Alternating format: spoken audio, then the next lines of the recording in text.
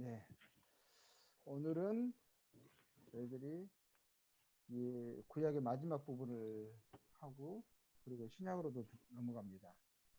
그래서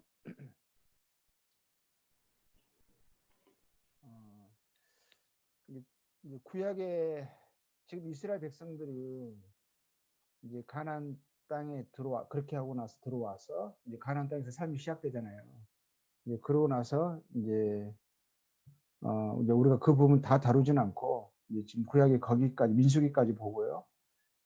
그리고 나서 이제는 이제 그 이후부터는 구원자에 관련된 구약의 예언들, 그러니까 선지자를 통해서 오실 구원자에 대한 아, 아, 예언들이 이제 기록이 되어 있어요. 그런 부분들은 이제 수많은 예언들이 있지만 특히 구원자의 신상에 이루어질 그런 관련된 예언들만 이제 정리를 해서 이제 모아봤어요. 이제 구약에서는 오실 그리스도죠. 그리스도 곧 기름 부은 자, 그리스도에 대한 그 선지자들이 그분의 어디서 오심과 어떤 분이심과 이런 모든 것들에 대한 신상에 관련된 예언들을 이렇게 어, 수세기를 거쳐서 오랜 기간 동안에 각각의 선지자를 통해서 예언을 하셨거든요. 이거는 이제 모든 것을 다 총망라할 수는 없는 거고 구원자의 신상에 관련된 그런 예언들만 이제 선지자를 통해서 기록된 것만 이제 정리를 해본 거예요. 그 부분을 보겠습니다. 이제 창세기에는 우리가 이제 잘 아시다시피 3장 15절 같은 경우는 여자의 후손에 관련된 그런 예언이 기록되어 있었죠. 근데 그 여자의 후손이 15장 4절에 가서 보면 아브라함의 후손으로 오시는 거고, 그리고 21장 12절, 28장 14절 보면 이제 이삭과 야곱의 후손으로 오신다는 좀 더 구체화되죠. 여자의 후손이 이제 한 민족으로 그 이제 구체화돼서 그리고 아브라함과 이삭과 야곱 후손 이스라엘 민족 가운데서 오신다고 예언이 되어 있었어요. 창세기 부분에서는. 그러니까 이사야서에서는 이사야는 이제 창세기와 이사야는 이제 기간이 상당히 길죠. 창세기 모세 오경은 BC 한 1500년 전 이제 그 모세를 통해서 기록이 됐잖아요. 그러니까 이사야는 그 뒤로 이제 한 800년, 그리고 BC 한 730년 이때 정도거든요, 이사야가. 그러니까 상당한 이제 시간차가 있는 거죠. 이사야가 이제 구원자의 오심에 대해서 예언을 할 때, 예언을 했는데, 좀 더 야곱의 후손 가운데서, 이스라엘의 후손 가운데서, 이제 12명의 아들이 있잖아요. 네 번째 유다 지파가 있고, 유다 지파에서 결국은 나중에는 이제, 다윗의 자손, 다윗의 후손으로 오신다고 예언이 되어 있어요. 그리고 또, 이제 이사야서 7장 14절 말씀 보면 이제 동정력에서 나신다. 보통 인간의 탄생은 여자와 남자 사이에서 태어나잖아요. 그런데 창세기 3장 15절에서는 여자의 후손이라고 되어 있어서 많은 사람들이 그 의미를 잘 이해를 못했을 수 있잖아요. 근데 보통 보면 남자의 후손이고 남자의 씨죠. 후손이란 말이 seed예요. seed. 씨라는 뜻이거든요. 씨. 그 여자의 그래서 여자의 씨라고 말하지 않아요. 항상. 동서고금을 통해서 씨를 이야기할 때는 남자에게 씨가 있으니까 남자의 후손인 거죠. 아니면 그들의 후손 이렇게는 할 수 있겠죠. 근데 창세기 3장 15절에서는 사람들이 죄를 짓고 나서 하나님께서 구원자의 보냄을 약속하실 때 여자인 후손이라고 칭하셨죠. 근데 그게 이사야 7장 14절은 좀 더 구체화된 거죠. 처녀에게서 이렇게 아이가 태어날 것을 말씀하시는 거죠. 동정녀의 탄생을 이야기하세요.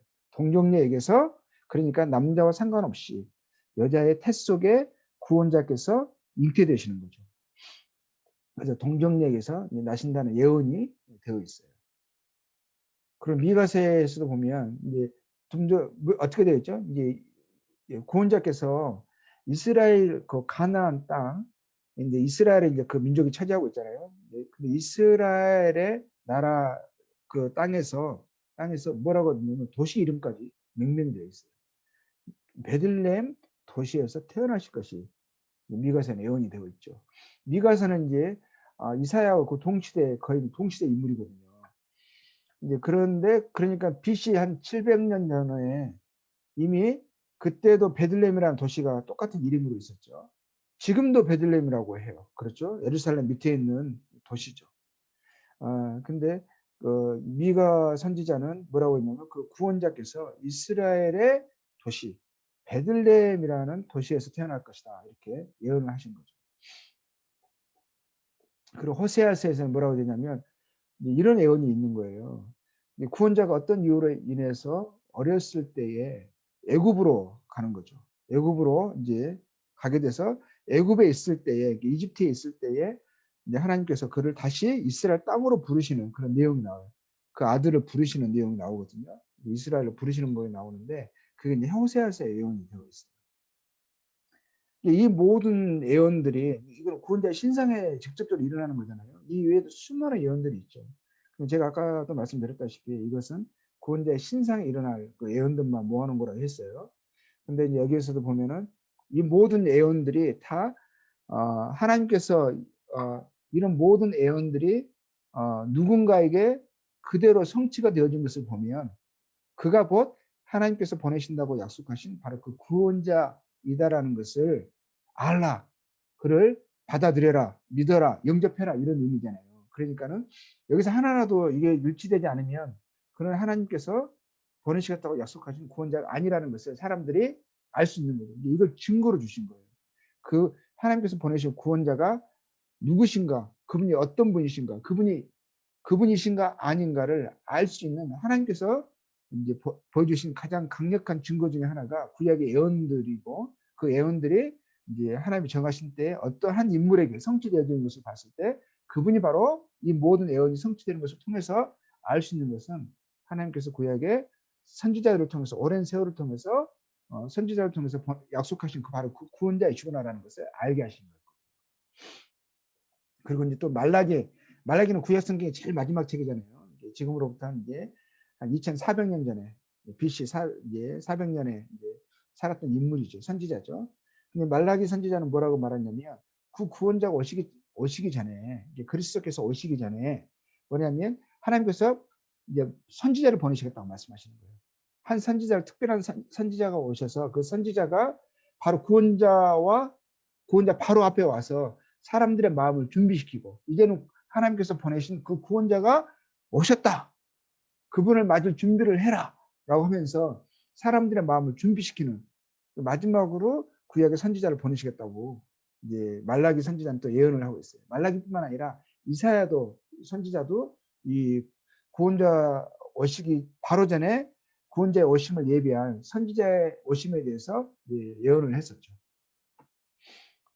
그리고 이사야서 이제 9장 6절은 놀라운 이사야서 참 구원자의 신상에 관련된 예언들이 참 많죠. 이사야 선지자가 많은 예언들을 했어요.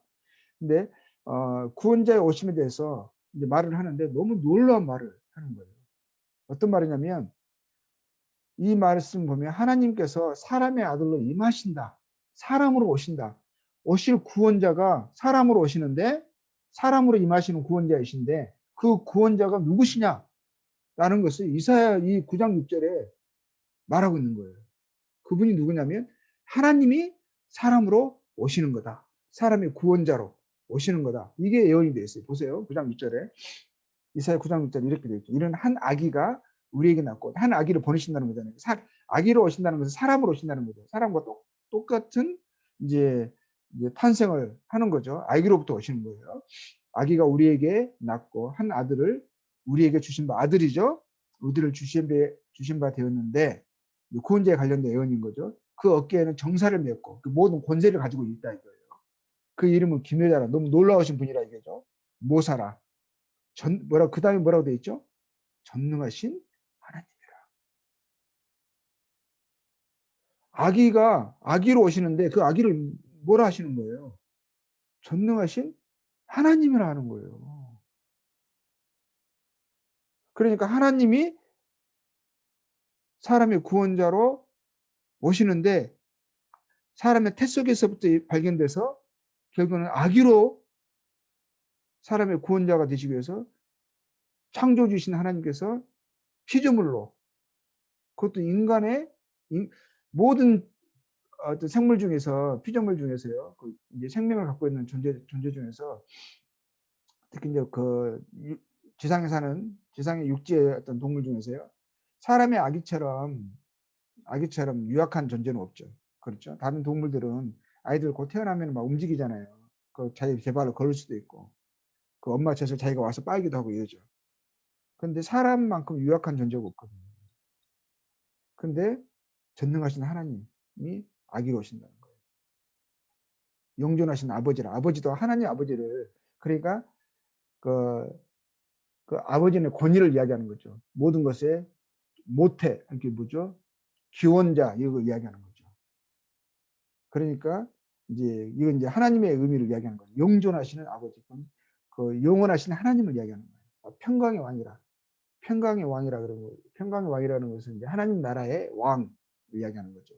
하나님이 인생들을 창조하시면서 하나님이 창세전에 가지셨던 계획이 있어요. 하나님의 영광을 나타내시는 하나님의 나라죠. 그렇죠? 그럼 우리는 천국이라 이야기하기도 하고 하나님 나라라고 이야기도 해요.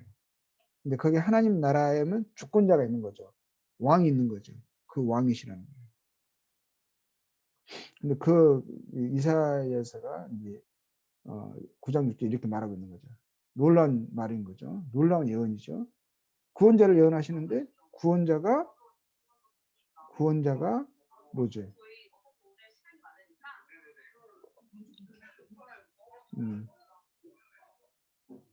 그리고 이사에서 이제 53장 4절 5절 보면 또 뭐라고 되어 있죠? 그 구원자께서 세상 사람들 위해서 고난받을 것이 예언되어 있어요.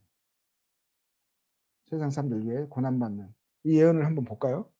잘 알고 있는 예언이지만 성경 있으시죠? 없으시면 제가 읽어드릴게요. 이 말씀도 놀라운 말씀이잖아요. 4절에 뭐라 되냐면 53장 4절에서 그는 이제 오실 구원자에 대한 이야기인 거예요. 그렇죠? 오실 구원자에 대한 이야기. 그는 실로 우리의 질고를 지고 우리의 어려움과 우리의 고통을 준다 이거죠. 우리의 슬픔을 당하였거늘 우리는 생각하기를 그는 징벌을 받아 하나님께 맞으며 고난을 당한다 하였노라. 그가 찔림은 우리의 허물 때문이요. 그가 상함은 우리의 죄악 때문이라. 그가 징계를 받음으로 우리가 평화를 누리고 그가 채찍에 맞음으로 우리는 나음을 받았더라. 이런 구원자에게 일어날 또 구원자가 하실 일에 대해 이러한 예언들이 이렇게 기록이 되어 있어요. 그리고 시편 말씀 보면 시편은 이사야보다 먼저 된 선지자죠. 다윗에 의해서 기록이 됐는데 다윗도 선지자 중에 한 명이에요. 왕이기도 하면서 이스라엘의 위대한 왕이기도 하면서 하나님 그를 통해서 이제 장차 되어질 일에 많은 부분을 알리시고 예언하게 하셨죠. 특히 이제 다윗이 구원자에 관련된 예언을 많이 했어요. 그 중에 하나가 이제 시편 41장 1.9절에 친구에게 배반당하시는 가장 가까운 친구 중에 한 명에 의해서 그분이 배반당하시는 이야기가 나와요. 이런 예언이 되어 있고요. 또 스가랴에서 보면 스가랴도 참 놀라운 예언이 되어 있어요. 이제 구원자께서 어떻게 되신가 하면 그분이 은전 30냥에 팔리실 것에 예언이 되어 있는데 한번 볼까요? 이것도 이 예언도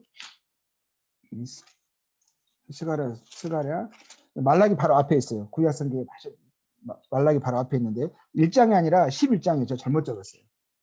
11장 12절 스가랴 11장 12, 13절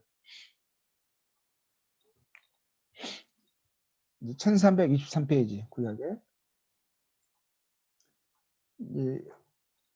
내가 그들에게 이르되 너희가 좋게 여기거든 내 품삯을 내게 주고 그렇지 아니하거든 그만두라. 그들이 곧 은 30개를 달아서 내 품삯을 삼은지라. 품삯, 몸값 이런 의미예요. 몸값. 이제 구원자에 관련된 구원자가 이제 나중에 오셔서 이런 말씀 하실 것을 이야기하시는 거예요. 그에게 일어날 일을 이야기하는 거예요. 그리고 13절에 뭐라고 되어 있어요? 여호와께서 내게 이르시되 그들이 나를 헤아린 바 그 싹을 토기장에게 던진지라. 싹이 어떤 거죠? 은 30냥을 토기장에게 던지라 하시기로 내가 곧 그 은 30개를 여호와에 전해서 토기장이에게 던지고 이 예언이 그대로 성취된다 이렇게 하시는 거죠. 우리는 이 내용을 다 아니까 너무 놀랍죠. 이런 일이 정말 일어났잖아요. 성전에 그 은 30이 던져지고 이 은 30은 사람의 피값이니까 이거 성전고에 넣어줄 수 없다 해가지고 어떻게 되죠? 그 돈으로 토기장의 밭을 사죠. 우리 예언의 성취를 알잖아요. 이것이 이제 스가랴서 이미 예언되어 있었죠. 시편 27편 12절은 뭐죠? 그가 거짓 증거로 고발당하는 거예요. 그 이사야서 50장 6절에는 그 구원자께서 매맞고 침뱉음 당하신 거죠. 그러게 보니까 쭉 나오잖아요. 어떻게 탄생이 되시고 그분이 누구시고 그렇죠? 그분이 어디에 태어나시고 이제 다 나오죠. 그리고 그분이 또 사람들에 의해서 이렇게 영접받지 못하는 것을 보게 되죠. 그리고 사람들에서 고난받고 어려움 당하시고 어려움 당하시는데 친구가 결국 친구 중에 한 명이 배반하고 그걸 보니까 돈 때문에 팔았네요. 돈 받고 팔고 그리고 이제 고소당하는 거 고발당하는 것을 보게 돼요. 거짓 증거 고발당하는 게 나오죠. 그리고 이제 붙잡힌 것을 알 수 있죠. 이사야서 50장 6절 보니까 그가 매맞고 침뱉음을 그가 영존하신 하나님이신데 전능하신 하나님이신데 아기로 오셔서 그것도 놀라운데 사람들에게 영접을 받지 못하고 어떻게 되는 거죠? 매맞고 침뱉음을 당하고 붙잡히고 근데 그럼에도 불구하고 이사야서 53장 7절 뭐라고 나와 있어요? 부당한 거짓 증거에도 침묵하신다는 거예요. 이 말은 뭐냐면 그가 죄를 짓지 않았어도 사람들의 거짓에 의해서 그가 고소당하고 그리고 이제 학대를 받고 멸시를 받고 그를 이제 거짓 이제 죄를 뒤집어서 죽이려고 하는 거예요. 그럼에도 불구하고 그것을 항변하지 않는 거, 침묵하시는 것을 보게 되죠. 그리고 그런 유대인이잖아요. 오산장 산지는 다윗의 자손으로 오는 건 유대인이잖아요. 같은 그 민족에게 왔는데도 유대인들은 그 어실 구원자에 대해서 누구보다도 잘 알고 있고 선지자들이 다 유대인들이었잖아요. 근데 그 땅에 왔는데 그 땅의 사람들에게 유대인들에게 배척을 당하시는 거 알 수가 있죠. 그리고 시편에 또 보니까 뭐라고 돼 있어요? 9편 4절 아무 이유 없이 사람들이 미워하는 거예요. 무고의 미움을 받으시는 게 나와 있어요. 또 놀라운 것이 뭐냐면 또 이게 시편 16절에 보면은 이때 다윗이 이것을 기록한 건데요. 그때는 이런 형벌이 없었어요. 손과 발에 못 박혀서 사람을 죽이는 이런 형벌, 이런 처형이 없었다는 거예요. 아마 이것을 기록할 때 다윗은요, 구원자 오심에 대해서 이것을 예언을 해서 하나님이 알게 하셔서 기록을 하는데 이게 무슨 의미인지 잘 몰랐을 거예요. 손과 발에 못 박혀서 죽는다? 못 박힌다? 근데 좌우간 이거는 구원자와 관련된 예언이었던 거죠. 이걸 한번 볼까요? 그러면 시편 22편을 시편 22편을 보죠. 22편 16절부터 볼게요. 개들이 나를 에워쌌으며 악한 무리가 나를 둘러 내 수족을 찔렀나이다. 그렇죠. 그래서 손과 발에 찔림을 당하는 것이 예언되어 있죠. 18절 봐봐요. 17절. 내가 내 모든 뼈를 셀 수 있나이다. 그들이 나를 주목해 보고 18절에 뭐라고 나와 있죠? 내 겉옷을 나누며 속옷을 제비 뽑나이다. 겉옷은 나눈다고 되어 있죠. 속옷은 제비 뽑는다고 되어 있어요. 이 예언이 이제 그대로 성취가 된다는 거죠. 구원자에게. 그리고 이사야서 53장 12절 보니까 구원자가 보니까 죽는다는 게 나와 있어요. 죽는데 강도들과 함께 죽는 거예요. 강도 취급, 그러니까 범죄자 취급을 받는 거죠. 이런 일들이 죽음도 이렇게 죽는다고 되어 있고 강도와 같이 역임을 받고 강도와 함께 이런 처형을 죽음을 당하는 것을 보게 되고요. 그 시편 20편 6절 8절 보니까 조롱과 모욕을 당하시는 거예요. 찾았으니까 보죠. 22편 6절. 나는 벌레요 사람이 아니라 사람의 비방거리요 백성의 조롱거리니라. 나를 보는 자는 다 나를 비웃으며 입술을 삐죽거리고 머리를 흔들며 말하되 그가 여호와께 의탁하니 구원하실 걸 그를 기뻐하시니 건지실 걸 하나이다. 뭐라고 되어 있죠? 머리를 흔든다고 되어 있잖아요. 조롱한다는 거죠. 그렇죠? 그리고 이사야서 3편 7절에 보면 부자의 무덤에 장사되는 것이 나와요. 그러니까 죽으신 거죠. 어떠한 죽음으로 죽을 것이 나오셨죠. 어떠한 죽음으로 죽으셔가지고 죽고 나서인데 장사되는 것이 나오는데 그 어느 무덤에 장사될 것까지 나오는 거예요. 부자의 무덤에 장사된다 이렇게 되어 있고요. 그리고 시편 16편 10절에 보면 무덤에서 부활하실 것이 나와요. 부활하실 거. 이걸 한번 찾아볼까요? 부활이 예언되어 있었어요. 16편 10절에 보면 이는 주께서 내 영혼을 수월에 버리지 아니하시며, 그렇죠? 주의 거룩한 자를 멸망시키지 아니하실 것이며. 이건 이제 이건 무슨 말이냐면 이제 부활할 것이 이제 죽지 않으시고 이제 죽으셨는데 죽고 다시 썩지 않으시고 부활할 것이 이제 예언이 되어 있는 거죠. 예언의 성취죠, 그게. 네. 예. 이 부분이 예언이 되어 있고요. 그리고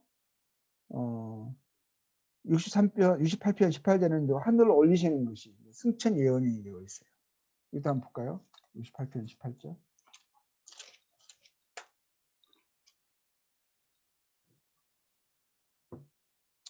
주께서 높은 곳을 오르시며 사로잡은 자들을 취하시고 선물을 사람들에게 받으시며 반역자들로부터 받으시니 여호와 하나님이 그들과 함께 계시기 때문이로다. 높은 곳에 오르신다. 이거 승천을 얘기하시는 거예요. 그리고 사로잡힌 자를 취하시고, 그리고 이 사로잡힌 자를 취하시고, 이게 이제 이 예언의 성취가 이제 에베소서에 기록이 되어 있죠. 저가 이제 이게 이제 구원자가 이제 하늘을 올리시는 것이 이제 기록이 되어 있어요. 예언이 되어 있어요. 왜냐하면 영어로 보면 when you ascended on high거든요. ascended 올라간다 이거예요. ascended on high. 이게 우리나라 말에서는 높은 곳에 오르시며 되어 있는데 이거는 올라가신 승천 ascended 높은 곳을 승천하시는 올라가시는 그런 위로 올라가시는 것을 이야기 예언되어 있는 거죠. 이런 이제 구약의 구원제에 관련된 이제 이런 예언들이 이제 많은 선지자들을 통해서 오랜 세월 동안 이제 예언이 되어 있었고, 그래서 구약의 모든 이제 사람들로 하여금 이제 오실 구원자를 이제 기다리게 하시는 거죠. 그래서 그들은 오실 구원자를 기다렸던 거죠. 약속한 구원자가 오시기를. 근데 그 구원자가 이제 영어 히브리어는 메시아죠, 메시아. 그렇죠? 그리고 이제 헬라어로는 이제 그리스어는 그리스도예요, 그리스도. 그리스도란 말이 이제 뭐 메시아는 뭐 구원자 뭐 이런 뜻이죠. 그리고 이제 그리스도라는 말은 기름 부은 자. 하나님께서 특별하게 선택하신 자, 기름 부은 자, 약속한 자, 다 이런 의미인 거예요. 그러니까 그리스도가 누구냐가 핵심인 거죠. 그리스도가. 그러니까 구약의 사람들은 오실 그리스도에 대한 약속의 예언을 듣고 믿고 있었고, 오실 그리스도를 믿는 믿음을 가지고 있었던 거죠. 믿는 믿음을 가지고 있는 사람들이 그래서 그 믿음을 통해서 그들은 이제 하나님의 약속을 믿는 자라고 했던 거죠. 자, 이사야서 이렇게 되어 있어요. 이사야 46장 9절에서 11절 보면 너는 옛적 일을 기억하라. 나는 하나님이라. 나 외에 다른 이가 없느니라. 나는 하나님이라. 나 같은 이가 없느니라. 내가 종말을 처음부터 고하며, 그렇죠? 종말을 처음부터 고하며 아직 이루지 아니한 일을 옛적부터 보이고 이르기를 나의 모략이 설 것이니, 하나님의 계획이 설 것이니, 하나님의 계획하시고 뜻하신 바가 반드시 이루어질 것이니, 이런 뜻이죠.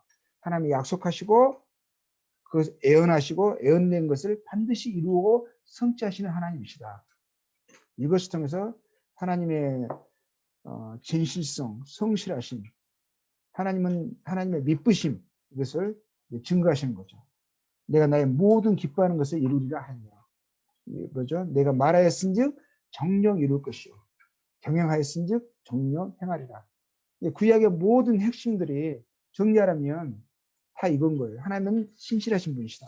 약속하신 것을 반드시 이루시는 분이시다. 그분이 무엇을 약속하시느냐, 누구를 약속하시느냐, 인간은 하나님의 약속을 무엇을 기다려야 하는 것인가? 그렇죠?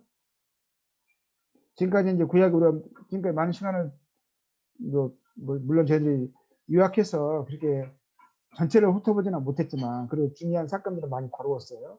근데 그것에 가장 지금까지 하나님이 어떠하신 대로 계속 우리가 배웠잖아요. 반복적으로 계속 나오는 게 있죠. 하나님이 어떠하심, 하나님의 성품, 하나님의 전지하심, 전능하심, 하나님의 신실하심, 하나님의 약속하심, 그렇죠?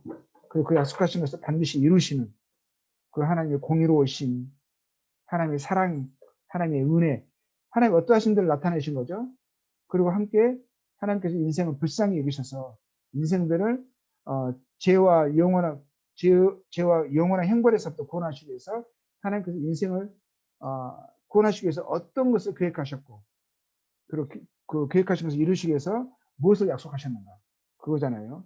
그래서 그리스도를 보내신다 하셨고 구원자를 보내신다 하셨고 구원자가 오셔서 하나님께서 인생에게 인생을 위하여 계획하신 그 모략을 기뻐하신 뜻을 반드시 이루실 것이다. 그거죠. 그래서 이스라엘 지금 이제 가나안 땅 이스라엘 민족이 그리고 가나안 땅에 이제 들어갔죠. 여호수아를 선두로 해서 인도로 해서 들어갔어요. 그래서 가나안 땅에 들어간 후에 1500년이 지났어요. 이제 1500년. 1500년 정도가 지나고 나서 그때 이스라엘 땅에 어떤 일이 일어났을까? 우리는 역사를 잘 알죠. 많은 사건들이 일어났었죠. 처음에는 사사들을 통해서 이스라엘이 다 이루어지죠. 그리고 이제 첫 왕조 시대가 이루어지죠. 한 400년 가까이 이제 사사 시대가 이루어지고 그 다음에는 이제 첫 왕이 이스라엘 첫 왕이 사울 왕이었죠. 그 다음에 다윗 왕이었죠. 그리고 그러고 나서 솔로몬 왕이었죠. 이때까지 통일왕국 시대였었죠. 통일왕국 시대에 솔로몬 왕, 그 다음 왕 르호보암 왕이 일어나면서 나라가 이제 갈라지죠. 남과 북으로 갈라지죠. 그렇죠? 그러다가 한 170년 정도 되나요? 그러나 북왕국이 아시리아에 멸망하죠. 그리고 멸망하고 포로로 끌려가서 그 북이스라엘이 흩어지죠. 그럼 나중에 한 130년 후에 이제 뭐죠? 남쪽에 유다가 이제 바벨론에 이제 느부갓네살 왕에 의해서 침공을 받아서 이제 정복이 되고 결국에는 거기에 사람들이 이제 그 바벨론으로 이제 포로를 끌려가게 되죠. 그러니까 70년에 이제 그 포로 생활을 하게 되는 거죠. 70년 후에 이제 이스라엘 그 포로로 붙잡힐 같은 사람들이 이제 그 이스라엘 땅으로 이제 돌아오는 역사가 일어나죠. 그러고 나서 이제 이제 중간에 계속 여전히 그랬지만 여전히 그 다음에는 이제 바벨론, 그 다음에 메데 페르시아 또 돌아가잖아요. 페르시아 제국에 있을 때 이스라엘이 이제 고레스 왕에 의해서 그 칙령에 의해서 자기 이제 본토 고국으로 돌아올 수가 있었죠. 그러고 나서 나중에 메데 페르시아가 망하고 그 다음에 이제 그냥 계속 지배에 있는 거잖아요. 그 다음에는 페르시아 제국을 정복한 나라가 헬라 제국이죠. 그렇죠? 알렉산드리아 통해서 알렉산드리아 대제가 일어나면서 그 지역을 다 정복을 한 거죠. 페르시아도 정복을 했어요. 그러니까 이스라엘은 이제 계속 그때부터 바벨론에 이제 지배하에 있다가 포로를 끌려갔다가 다시 회복을 했어도 여전히 바벨론 그 페르시아 제국의 지배하에 식민지 아래 있었고 지배하에 있었고 그 다음에는 페르시아 제국의 다음 일어난 헬라 제국의 지배하에 있었고 그리고 그 다음에는 뭐에 지배하에 있었던 거예요? 그 다음에는 이제 로마 제국의 지배하에 있었던 거예요. 지금 그러고 나 1500년 지난 거예요. 1500년 지났을 때 어떤 일이 일어났냐면 그때 로마 제국의 이제 지배하에 있었던 거예요. 그래서 세계 지역 강대한 민족이 로마 제국이 된 거죠. 헬라 제국을 정복을 한 거죠. 그러면서 자연스럽게 이스라엘도 로마 제국의 수하에 들어가게 된 거죠. 그리고 이제 BC 67년에 로마 장군 폼페이가 이스라엘을 함락을 하죠. 헬라 제국을 이제 무너뜨리고 함락을 하는 거예요. 그리고 이때부터 이제 로마 제국이 형성이 되는 거죠. 근데 로마 제국은 그들은 이제 점령국에게 무거운 세금을 징수를 했어요. 헬라 제국은 오히려 이제 헬라 제국 지배할 때는 종교도 이제 헬라 종교를 강요하고 그리고 언어도 자기 모국어를 쓰지 못하게 하고 헬라어를 쓰게 하고 막 이랬거든요. 많이 탄압을 했는데 로마 제국은 그렇게 하진 않았어요. 종교 자유화도 주고 자기 민족들이 섬기는 각각의 종교를 주는데 허용을 했었고 또 이제 그리고 자기 언어도 쓸 수 있게 하고 많은 자유를 줬는데 저거 이제 점령국에는 무거운 세금을 징수를 했었죠. 그런 이제 종교 자유 허용했고요. 그런데 이 로마 제국에 어떤 형벌이 있었냐? 아주 잔인한 형벌이 있었어요. 어떤 거냐면 십자가 형벌이라는 게 있었죠. 사람의 손과 발에 못을 받고 기둥에 매달아서 그 몸의 힘으로 중력으로 이제 못 박힌 자국에 이제 구멍이 뚫리잖아요. 그 뚫려 있잖아요. 그것을 피를 한 방울 두 방울 떨어뜨려서 몸을 말려 죽이는, 피를 다 몸에 있는 피와 물을 빼서 그냥 이렇게 죽이는 아주 잔인한 형벌이었죠. 고통 가운데서 그냥 그 최대한 고통 속에서 죽이는 그런 형벌을 이렇게 로마 제국이 이제 그런 형벌의 그 제도를 갖고 있었는데 그게 이제 십자가 형벌이었죠. 그리고 BC 31년에 이제 우리가 잘 아는 아우구스트, 성경에서는 아우구스트라고 하죠. 아우구스투스, 그죠? 그리고 로마 이 아우구스토가 로마 제국 초대 황제로 이제 추대가 되죠. 이가 초대 이제 황제, 이제 성경에서는 이제 가이사라고 하는데 우리 영어에서 시저라고 하는 시저. 이 사람은 초대 이제 시저가 되는 거죠. 황제가 되죠. 아우구스토. 이제 그렇죠. 로마 제국이 지금 이스라엘 지배하고 있는 거예요. 근데 이 사람들은 이제 누구냐면 셀이죠. 셀이. 로마 제국 셀이 무거운 세금을 징수한다고 했잖아요. 이 자기 민족들을 이제 그 민족들 가운데서 이 사람들 민족들 가운데서 자기 동족에게서 세금을 징수하게 하는 거죠. 이 사람들 월급이 따로 없었어요. 세금을 더 많이 해당된 세금보다 더 많이 징수해서 자기들 남은 것을 자기 착복하는 거죠. 그러니까 이 사람들은 아주 이제 이스라엘 사람들의 동족에 우리나라 옛날에 그런 친일파보다 더 악한, 그러니까 막 이스라엘 사람들에게 제일 치가 떨리는 사람이 로마 군인들보다도 이 세리들이에요. 세리들. 그러니까 여자들은 이 사람들 유대인들에게 딱 머리에 떠오르면 죄인하면 제일 먼저 머리 떠오르는 것이 여자는 창녀가 제일 먼저 떠오르고 남자는 세리가 떠오르는 거예요. 죄의 전형적인 인물들로 동족의 피를 빨아먹는 거모래 같은 존재, 이렇게 생각을 하는 거죠. 구원자에 관련된 예언에서 이제 이 사람들을 말라기 예언이 있었잖아요. 그 이사야서도 있어요. 이사야 40장 3절에서도 있는데 말라야도 기도 말라 선지자도 예언했고 이사야 선지자 예언한 건데 구원자가 오시기 바로 전에 사람들의 마음을 준비시키는 그래서 선지자가 오실 것을 예언한 건데 드디어 그때가 되어진 거죠. 말라기 3장 1절 이렇게 되어 있죠. 만군의 여호와가 이르노라. 보라, 내가 내 사자는 이제 그 선지자, 이제 보내심을 받은 자 이런 뜻이죠. 메신저 이런 거죠. 보내리니 그가 내 앞에서 길을 준비할 것이요. 내 앞에서 길을, 이 내는 누구를 말하겠어요? 오실 구원자를 이야기하는 거죠. 근데 누가 말씀하시는 거예요? 보니까 만군의 여호와가. 만군의 여호와가 내 앞에서 그러죠. 이사야 40장 3절에 나와 있죠. 이제 똑같은 이제 인물에 대해서 오실 선지자에 대해서 예언하고 있는 것인데 외치는 자의 소리여 이르되 너희는 광야에서 여호와의 길을 예비하라. 사막에서 우리 하나님의 대로를 평탄하게 하라. 라는 이 소리를, 외치는 자의 소리를 이스라엘 사람들이 광야에서 들을 거다 이거죠. 이 이제 선지자에 대한 예언이 이루어진 있었죠. 그 예언이 이제 신약으로 넘어온 겁니다. 신약으로 넘어왔는데 누가복음 1장 5절에 보면 이런 말씀이에요. 유다 왕 헤롯 때 아비야 반열에, 이때는 로마 제국이 다스리고 있는 것이고요. 헤롯 때에 아비야 반열에 제사장 한 사람이 있었으니 이름은 사가라요. 그의 아내는 아론의 자손이 이름은 엘리사벳이라. 엘리사벳이 잉태를 못함으로 그들에게 자식이 없고 두 사람의 나이가 많더라. 마침 사가라가 그 반열의 차례대로 주의 성전에 들어가 분향하고 모든 백성은 그 분향하는 시간을 밖에서 기도하더니 주의 사자가 그에게 나타나 향단 우편의 선지라.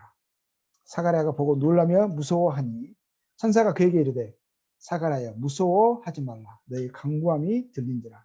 네 아내 엘리사벳이 네게 아들을 낳아주리니 그 이름을 요한이라 하라. 너도 기뻐하고 즐거워할 것이요 많은 사람도 그의 태어남을 기뻐하리니 이는 그가 주 앞에 큰 자가 되며 포도주나 독한 술을 마시지 아니하며 모태로부터 성령의 충만함을 받아 이스라엘 자손을 주곧 그들의 하나님께로 많이 돌아오게 하겠습니다. 이후에 그의 아내 엘리사벳이 잉태하고 5달 동안 숨어 있으며 이르되 주께서 나를 돌아보시는 날에 사람들 앞에서 내 부끄러움을 없게 하시려고 이렇게 행하심이라 하더라. 이 인물이 누구를 이야기하는 거죠? 하나님께서 말씀하신 그 구원자에 오시기 전에 보내시겠다 약속하신 그 선지자를 이야기하는 거죠. 선지자 이름까지 구체적으로 말하는 거죠. 요한이라고 말하는 거죠. 이제 드디어 하나님의 정하신 그 때가 도래한 거예요.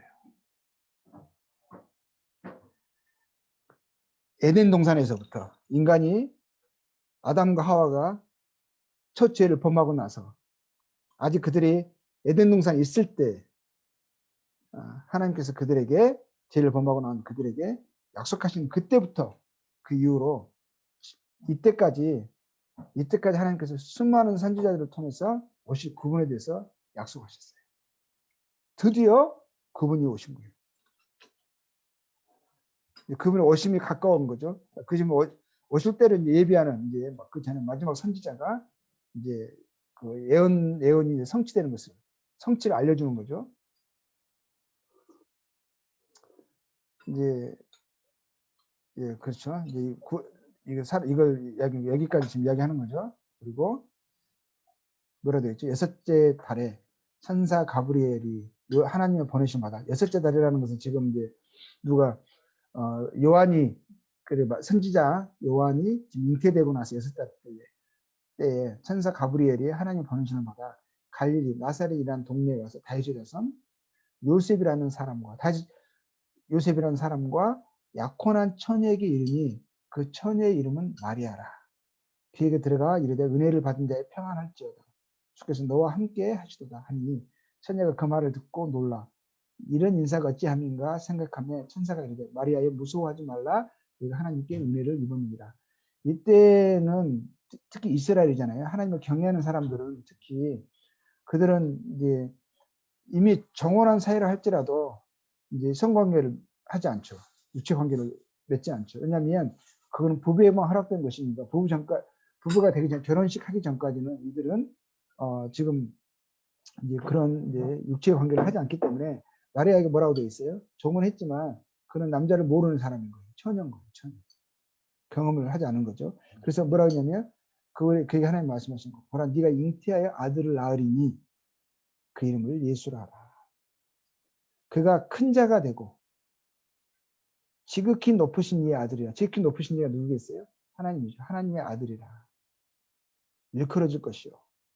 주 하나님께서 그 조상 다윗의 왕위를 다윗의 약속의 성취가 이루어지는 거죠. 왕위를 그에게 주리니 용은 야곱의 집을 왕으로 다스릴 것이며 평강의 왕이라 하셨죠. 그 나라가 무궁하리라. 그렇죠? 무궁하리라. 마리아가 천사에게 말하되 이게 지금 아들을 약속하시는 거잖아요. 네가 아들을 잉태하게 될 것이다. 그러니까 마리아가 천사에게 말하되 나는 남자를 알지 못하니 어찌 이런 일이 있으리까 그러는 거예요. 이제 처녀인 거죠.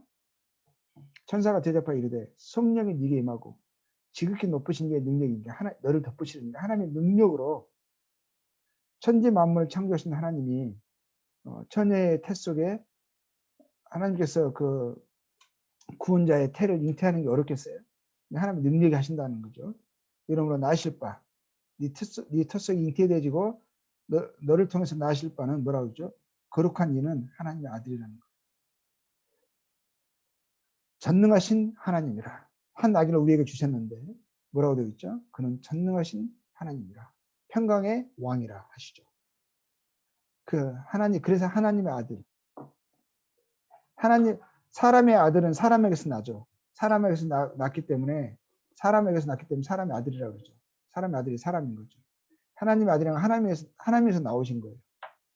하나님의 아들은 곧 하나님이신 거죠. 하나님의 아들이라 일컬어지리라. 대저 하나님의 모든 말씀은 능하지 못하심이 없느니라. 그러시죠. 마리아가 이르되 주의 여종이오니 말씀대로 내게 이루어지이다 하며 천사가 떠나가니라. 마리아는 놀랍게도 하나님의 말씀을 천사를 통해 하나님의 말씀을 받아들인 거예요. 하나님은 능하지 못하신 게 없잖아요. 능치 못하신 게 없잖아요.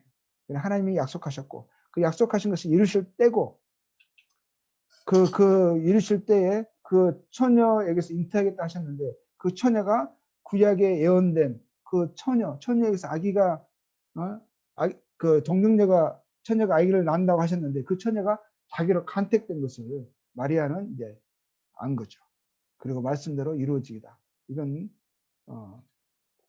이제 그렇게 하고 됐죠. 그러고 나서 이제 그분이 이러죠. 마태복음 1장 18절 20절 뭐라 되어 있어요? 예수 그리스도. 이 말은 이제 우리가 너무 사람들이 자주 쓰는 예수는 뭐 이름이고 그리스도는 뭐 성처럼 성이고 이런 말 아닌 거예요. 예수가 그리스도다 이거예요. 예수가 그리스도. 그렇죠. 오실 그리스도에 대한 구약의 예언들을 알고 있잖아요. 구원자, 메시아. 그리고 근데 그 메시아가 누구냐? 예수가 메시아다. 예수 그리스도의 나심은 이라 아니라. 그 멋진 마리아가 요셉과 정혼하고 동거하기 전에 성령으로 잉태된 것이 나타났더니 그 남편 요셉은 의로운 사람이라 저를 드러내지 않냐고 가만히 끊고자 하냐. 왜냐하면 남편 요셉도 하나님을 의뢰하고 하나님의 약속을 믿는 의로운 사람이었죠. 그렇지만 마리아가 분명히 이야기했겠죠. 그 하나님의 능력으로 잉태된 것이다. 이렇게 이야기를 했겠죠. 예? 근데 그 말을 들었을 때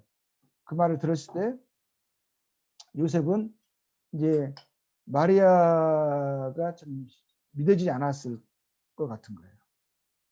왜냐하면 마리아가 나쁜 짓을 하고 그걸 속이려고 도저히 설명이 잘 안 되는 말이잖아요. 요셉은 마리아의 말을 전적으로 다 믿지 않았던 것 같아요. 그렇지만 요셉은 좋은 사람이었기 때문에 그때는 이스라엘에서는 간음을 하다가 잡히면 간음한 여인들은 돌로 맞아 죽었거든요. 그러니까 그렇게 사랑하는 약혼자에게 그런 것을 당하는 것은 옳지 않았던 것 같아요. 그렇지만 마리아를 계속 이렇게 아내로 데려오기는 또 옳지 않았고 그래서 어떻게 할까 가만히 고민하고 있을 때예요. 저를 드러내지 않냐고 가만히 끊고자 하여 이를 생각할 때예요.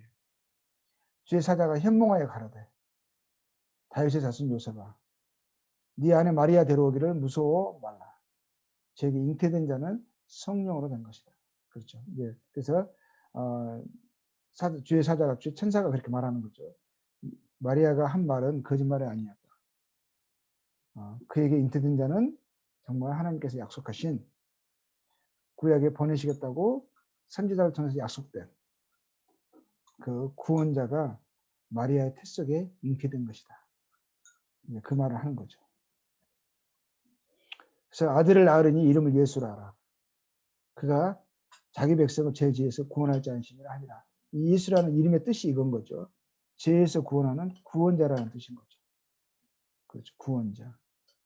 이 모든 일에 된 것은 주께서 선지자로 하신 말씀을 이루러 하십니다. 그래서 신약 사복음서에 이런 말씀이 되게 많이 나오죠. 모든 일이 된 것은 주께서 선지자로 하신 말씀, 구약의 선지자를 통해서 예언된 그 말씀이 이렇게 성취가 되었다. 그 말씀인 거예요. 그래서 성취가 아주 예언과 그 성취가 중요하죠. 약속과 그 성취가 중요하죠. 예언과 역사를 통해서 하나님 자신의 말씀이 진리이심을 그 예언하신 하나님이 참 하나님이심을 증거하시는 방식으로 하나님이 사용하신 거예요. 증거의 도구죠. 보라 처녀가 잉태의 아들을 낳을 것이요. 그 예언된 이사야서 말씀을 하고 있는 거죠. 그 이름은 임마누엘이라 하리라 하셨으니 임마누엘의 뜻이 무슨 뜻이었었어요? 하나님이 우리와 함께 계시다. 하나님이 오신다는 것을 이야기한 거죠. 하나님이 우리와 함께 계시고 육체로 함께 하셨다. 그분이 임마누엘 하나님이 인간의 몸으로 오셨다. 그분이 누구냐? 예수 그리스도. 우리와 함께 하신 하나님이라는 거예요. 우리와 함께 하신 하나님. 요셉이 잠을 깨어 일어나서 주의 사자의 분부대로 행하여 그 아내를 데려왔으나 아들을 낳기까지 동참치 아니하더니 다음에 이름을 예수라 하니라. 요셉도 하나님의 약속을 믿는 의로운 사람이었죠. 그래서 하나님의 분부대로 마리아를 데려왔고 아들을 낳기까지 동침하지 아니하였다 이렇게 하고 있죠. 그때 가이사 아우구스도 아까 들었죠? 아우구스도가 초대 로마의 황제잖아요. 가이사죠. 시제죠, 시제. 시제가 자기가 황제가 되면서 자기가 다스리고 있는 로마 제국의 식민 점령국들에게 어떤 영을 내렸냐면 천하로 다 호적하게 했어요. 인구 조사를 하게 한 거죠. 그래서 더 많은 세금을 또 얻으려고 그런 거죠. 그리고 이제 군사로 동원하기 위해서 이제 필요한 사람들을 군인들을 이제 필요할 때 동원하려고 호적 조사를 하게 한 거예요. 호적을 하게 하려면은 이제 호적은 구레나가 수리와 총독이 되었을 때 처음 한 것이라. 이제 처음 이런 이제 호적 조사가 일어났고 모든 사람이 호적하러 각각 고향으로 돌아갑니다. 요셉도 다윗의 집 족속이므로. 그러니까 뭐냐면 호적하려면 자기의 본 고장으로 가야 됩니다. 고향으로 가야 돼요. 그래서 근데 요셉은 다윗의 후손이잖아요. 다윗의 집 족속이므로 어디로 갔어요? 다윗의 고향으로 타운으로 가야 되는 거예요. 다윗의 이제 그 마을로 가야 되는 그 마을이 어디예요? 베들레헴이거든요. 다윗의 집 족속이므로 갈릴리 나사렛 동네에서 유대를 향하여 베들레헴이라는 다윗의 동네로 그 약혼한 마리아와 함께 호적하러 올라가니 마리아가 이미 잉태하였더라. 호적 조사 때문에 갑자기 갈릴리에 살고 있었지만 베들레헴까지 가야만 하는 거예요. 왜냐하면 로마의 황제가 이제 천하로 그 명령을 내렸거든요. 거기 있을 그때 베들레헴 도착했을 때에 그때 해산 날이 다가온 거예요.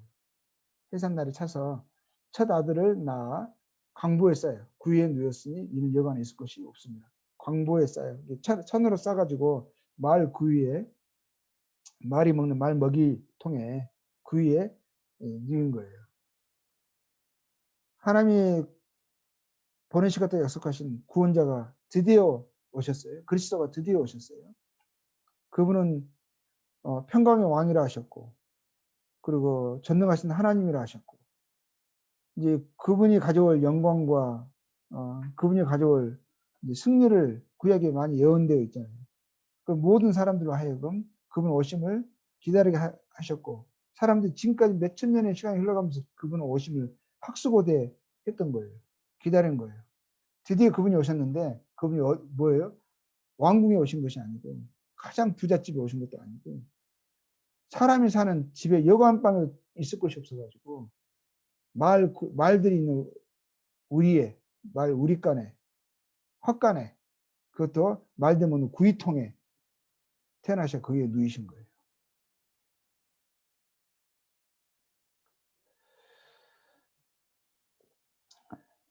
그리고 이제 그 말 가장 낮아진 거잖아요. 신분적으로 낮아진 거죠.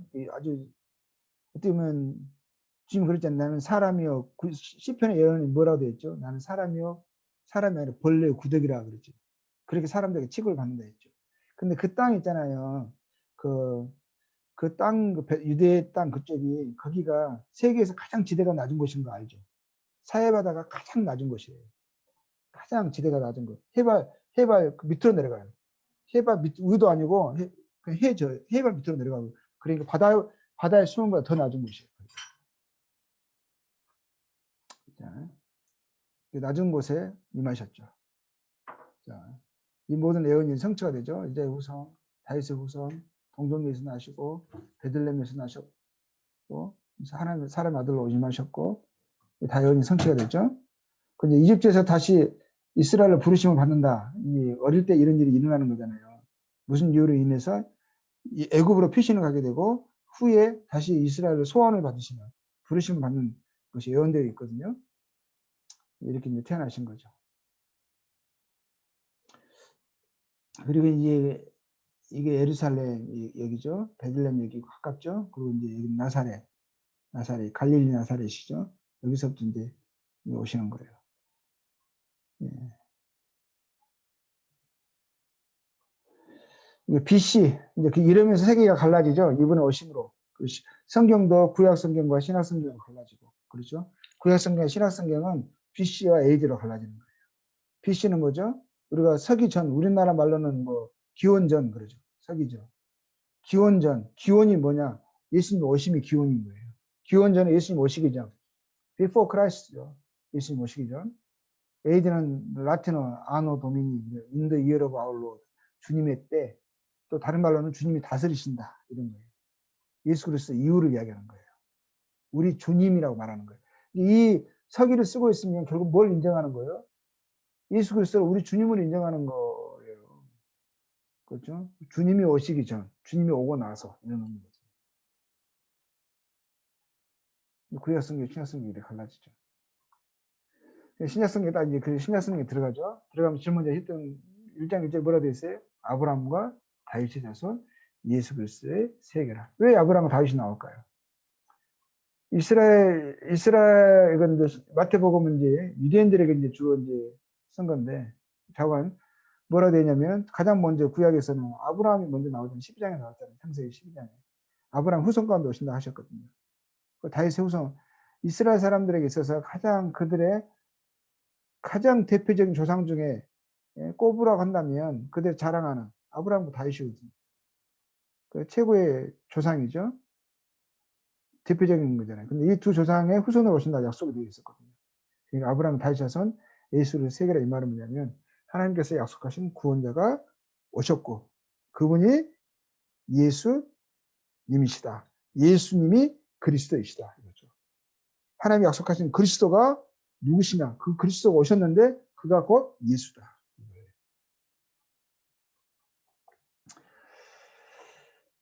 주의 사자가 요셉에게 현몽하여 가로되 헤롯이 근데 그 헤롯은 그때 이제 유대를 다스리고 있던 이제 왕이었잖아요.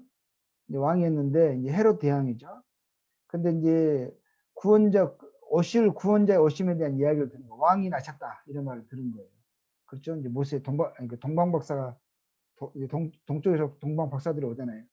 이들이 누굴까 하면 아마 특히 틀림없이 이제 옛날에 그 바벨로니아 이제 그 지역에서 온 거죠. 바벨로니아 제국에서. 근데 페르시아 뭐 이럴 때 있잖아요. 그때 이제 그때 이스라엘 사람들이 그쪽으로 그 포로로 끌려가 있었죠. 그때 유명한 선지자들 누구예요? 선지자들이 이제 누구잖아요. 뭐 다니엘 같은 사람들. 그래서 이제 그들을 통해서 그때 후손들이 또 있었기 때문에 또 그 이스라엘 사람들이 살고 있었고 또 그들에게 유명한 사람도 있잖아요. 뭐 다니엘부터 시작해가지고 뭐 모르드게, 에스더 뭐 그렇죠. 그런 사람을 통해서 이제 구원자에 관련된 이야기들이 이제 들었을 거고 그게 이제 전승되어 내려왔겠죠. 자, 그쪽에서 이제 이제 동방 박사들이 이제 온 거죠. 찾아온 거죠. 그것 때문에 이제 왕이 나심이 이제 그게 헤로데에게 알려지게 되고 나중에 장차 그가 커서 자기 왕위를 위협할 것이다. 그런 두려움 때문에 이제는 그때를 그 동방 박사들의 그 별이 나타나는 시점, 그 왕이 나셨다는 것을 알리는 그런 어떤 특별한 별이 이제 별들 보기 이들은 점성학자였었는데 별들이 나타나는 그 시점을 물어서 그러니까 이제 본인 그 시점을 해가지고 태어난 모든 아이를 다 죽이는 거예요. 두 살 아이로 그 베들레헴 그 지역에 있는 모든 그 지경에서 태어난 모든 아이를 죽이는 것을 보게 되거든요. 그때 이야기하는 거예요. 요셉이 현몽에 가로되 헤롯이 아기를 찾아 죽이려 하니 이르는 아기와 그의 모친을 데리고 애굽으로 피하여 내가 네게 이르기까지 거기 있으라 하시니 요셉이 일어나 밤에 아기와 그의 모친을 데리고 애굽으로 떠나가 이렇게 해서 애굽으로 간 거예요. 어렸을 때. 이거에 예언돼 있었던 거죠. 헤롯이 죽은 후에 주의 사자가 애굽에서 요셉에게 현몽하여 가로되 일어나 아기와 그 모친을 데리고 이스라엘 땅으로 가라. 아기 목숨을 찾던 자들이 죽었느냐 하시니 요셉이 일어나 그 아기와 그 모친들 이스라엘 땅으로 돌아오니 이렇게 이스라엘 땅으로 다시 돌아오죠. 애굽에서 그 아들을 부르셨죠. 네, 이 예언이 성취가 되고요. 도망가고 돌아옵니다. 그래서 이집트에서 애굽에서 다시 이스라엘 부르신 예언, 호세아스 예언이 또 이제 성취가 되는 것을 봅니다. 드디어 이제 그 세례 요한이 요한이죠. 요한이 왜 세례 요한이라 이러느냐면 요한이 세례를 줬어요. 침례를 줬어요. 침례라는 것은 이제 잘 아시다시피 이제 그 사람이 이제 물 속에 강에 들어가서 물 속에 잠그는 거거든요. 그리고 이제 다시 이제 이 물에 집어넣어서 다시 올리는 건데 그때 세례 요한이 이르러 유대 광야에서 전파했죠. 광야에서 전파에 가르되 외치는 자의 소리가 있다고 했죠. 광야에서 그 예언이 그대로 이제 성취가 된 건데 뭐라고 되어 있어요? 세례요한이 이제 선지자죠. 마지막 선지자가 뭐라고 하는 거예요? 회개하라. 천국이 가까웠느니라. 회개하라 그런 거죠. 천국이 가까웠느니라. 천국을 이야기하고 있어요. 천국. 하나님의 나라를 이야기하고 있어요. 하늘 나라를 이야기하고 있는 거죠. 돌이키라 이거죠. 회개는 뭐예요? 가던 길을 멈추고 돌아서라 이거예요. 회개를 촉구하죠. 그들의 죄를 지적하고 그들을 죄에서 돌이키게 하죠. 뉘우치게 하고 그들의 죄를 책망하고 뉘우치게 해서 그들의 죄를 버리게 하고 그 죄의 형벌을 그들에게 알게 해서 죄의 영원한 사망을 그들로 하여금 듣게 하고 믿게 해서 깨닫게 해서 그것을 믿는 자들을 하나님께로 돌이키게 하는 거죠. 회개하라 하시는 거예요. 에스겔서 33장 11절에 주 여호와의 말씀에 나의 삶을 두고 맹세하노니 나는 악인의 죽는 것을 기뻐하지 아니하고 악인이 그 길에서 돌이켜 떠나 사는 것을 기뻐하노라. 이거의 핵인 거예요. 돌이켜 떠나는 거죠. 뭐에서요? 죄에서. 이스라엘 족속아 돌이키고 돌이키라. 너희 악한 길에서 떠나라.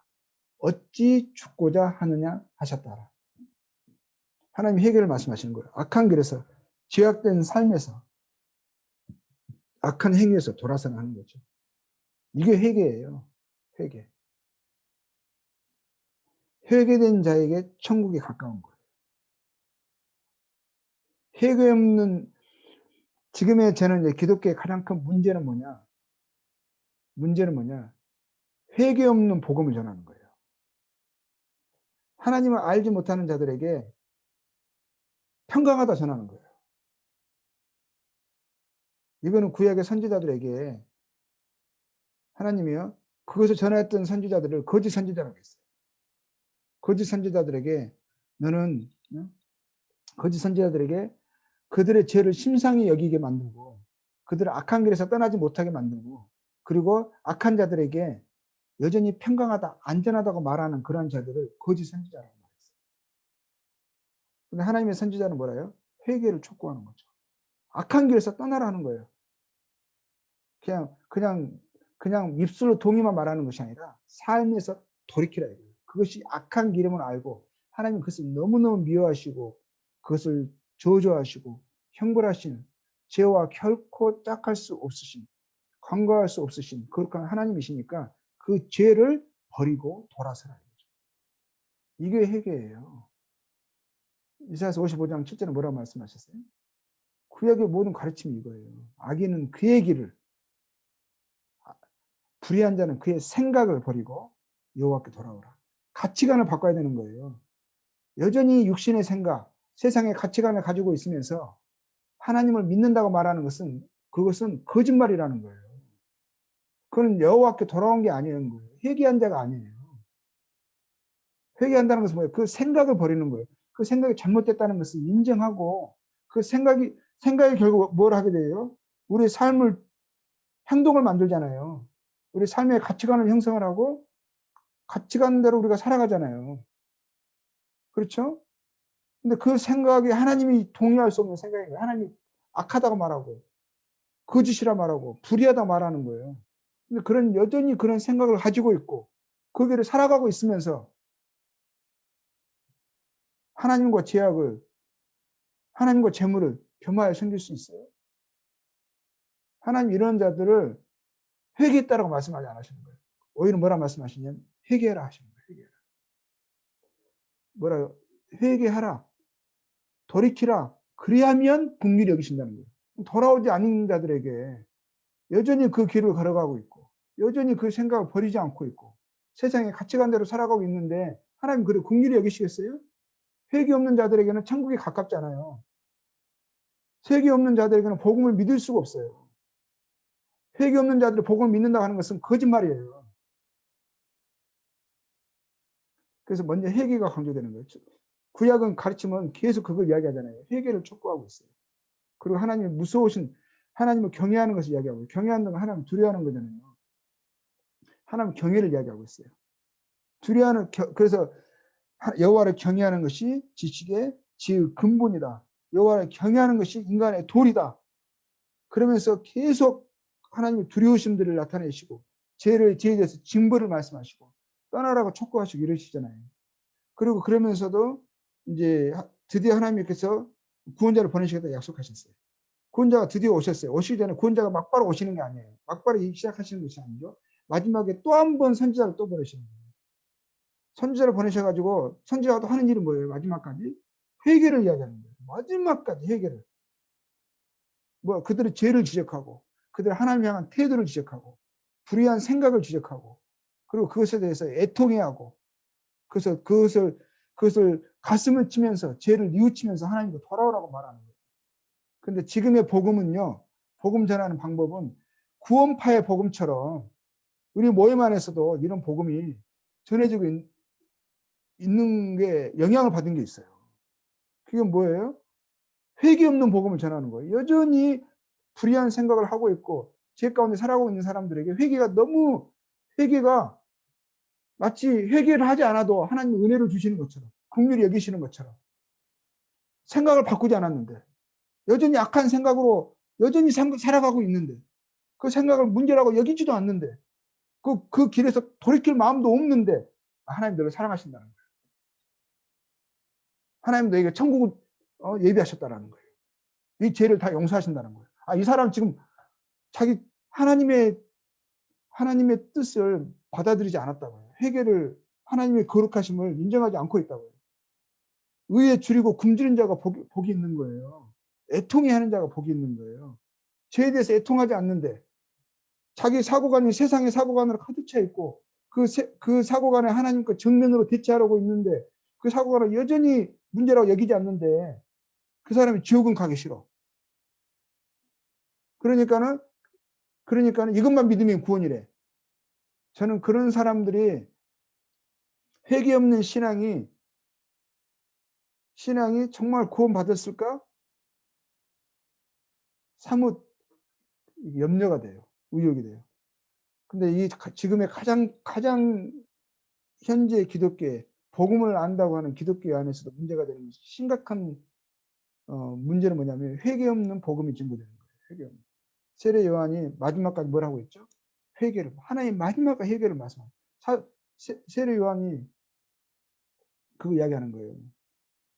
이 요한은 약대 토롯을 입고 허리에 가죽띠를 띠고 음식은 메뚜기에 석청이었더라. 그때 시대에 어떤 가장 가난한 자, 낮은 자, 이 음식은 메뚜기가 들에서 난 메뚜기를 먹은 거예요. 메뚜기에 석청을 먹은 거예요. 석청은 좋은 음식이 아니에요. 그냥 들판에서 발견되는 야생의 꿀이에요. 이걸로 연명한 거예요. 그러니까 뭘 전하는 거예요? 세례요한 전강 이 땅의 복음을 전하는 것이 아니라 하늘의 천국의 복음을 전하는 거예요. 이 땅에서는 이 땅의 복을 복이라 말하지 않는 거예요. 이 땅은 저주받은 땅이고 죄의 형벌이 더 두렵다고 말하는 거예요. 영원한 사망을 전하고 있는 거예요. 이때 예루살렘과 온 유대와 요단강 사방에서 다 그 얘기 나와 자기들의 죄를 자복하고 죄를 지적했었죠. 그래서 그 죄를 자기가 하나님 앞에 죄인이라는 것을 아는 사람들. 세례요한이 율법을 통해서 사람들의 죄를 지적을 했어요. 그걸 통해서 자기들이 하나님 율법을 어긴 자이고 마음 근본이 좀 죄인이라는 것을 인식하고 깨달은 삶, 일상의 죄, 삶의 죄, 마음의 죄를 인식한 사람들이 그럼 내가 어떻게 해야 구원을 얻으리까? 죄를 자복하면서 나오는 거예요. 나오면 어떻게 돼요? 그를 요단강이 가장 낮은 땅이에요. 그 땅에 거기서 조금만 내려가면 그 사해거든요. 사해. 거기서 더 물세게 집어넣는 거예요. 물속에. 그럼 너는 죄로 인해 그것은 뭘 이야기하는 거예요? 너는 죄로 인하여 죽어야 된다는 거예요. 죽어야 된다. 죄로 인해 죽어야 된다. 이 땅에서 아무리 잘 먹고 잘 살아도 너는 죄인이기 때문에 너는 이 땅에서 잘 먹고 잘 사는 게 중요한 게 아니다. 그러면서 너는 죄를 졌기 때문에 영원한 사망이 선고됐다. 물속에 집어넣어 버리는 거예요. 그래서 그것을 믿는 사람들이 나는 죄로 인해서 죽어야 됩니다. 하나님께 영원한 저주를 받아 합당한 자입니다. 영원한 사망이 나의 것입니다. 라고 여긴 사람들이 요한에게 나와서 그 손에 머리를 대고 어떻게 물속에 내려가는 거예요. 그런데 요한이 회개만 전한 거 아니라 뭘 전했어요? 근데 하나님이 너를 다시 이렇게 세우는 거예요. 물속에 다 끄집어내는 거예요. 그러면서 우리를 죄에서 구원하시는 구원자 오셨다. 이거 이야기하는 거예요. 구원자가 내 뒤에 곧 오실 것인데 그분이 오시면 너의 죄 문제를 네가 죄로 인해서 영원한 사망을 받고 죽어야 되는데 네 힘으로는 스스로 용서받을 수 없는데 죄의 문제를 해결할 수 없는데 율법을 지킨다고 그 율법을 행함으로 죄를 용서받을 수 없는데 하나님께서 보내신 구원자가 그분이 오셨다. 그분이 오셔서 우리들의 죄 문제를 해결하시고 우리를 다시 살리실 것이다. 다시 끌어올리는 거예요. 산다는 거예요. 그래서 자기 죄에 대한 회개한 사람들, 자기 죄에 대한 것을 통회하는 사람들, 그리고 어떻게 하면 내가 구원받을까 하는 사람들에게 구원자의 오심을 전한 거예요. 그리스도의 하나님의 국률하심을 전하는 거예요. 그래서 그것을 믿는 사람들, 그것을 믿게끔 하는 거예요. 오실 구원자에 대해서 믿게끔 하는 거예요. 자, 여기까지 할게요. 오늘 시간은. 예. 네, 말씀 감사합니다. 하겠습니다. 잠깐만요.